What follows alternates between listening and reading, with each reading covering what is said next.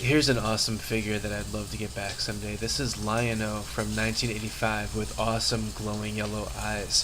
When you pushed a battery ring that you could wear in your hand, when you touched it onto a certain spot on his back, his eyes would light up really bright from what I remember.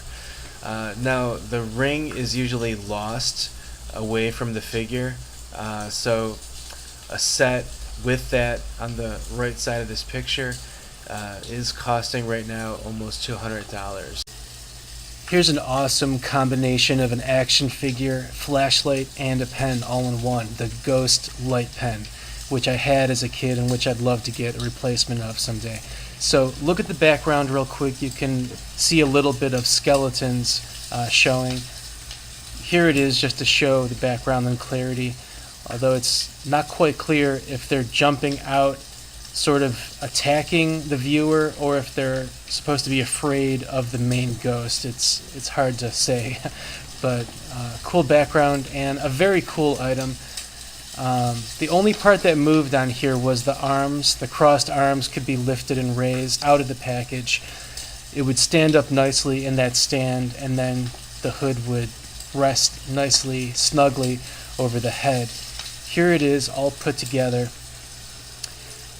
Sort of a 3D zoom in here, and then here it is lit up, although I do remember the flashlight function being really bright and showing a bright white light, which is not really showing in this image here, but you do get the basic idea.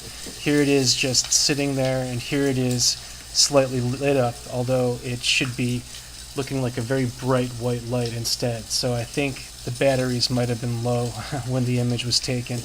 And just to show the back of the box here, it shows what this really is. You can unscrew the head to put in a little incandescent light bulb, and then 2 AA batteries below that, and that's it. So just a flashlight that's also a pen and kind of an action figure too. One thing that's striking about this is how unsafe this is.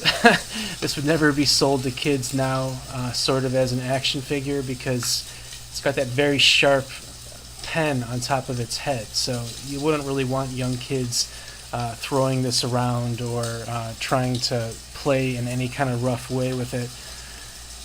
As a kid myself, I would just sort of look at it and admire how cool it looked in the dark.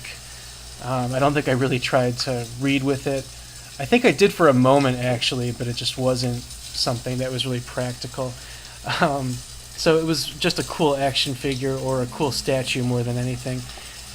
Also, I think the clothes are supposed to resemble melted candle wax. So I think the whole thing is supposed to resemble a candle with green wax melted from the glowing skull.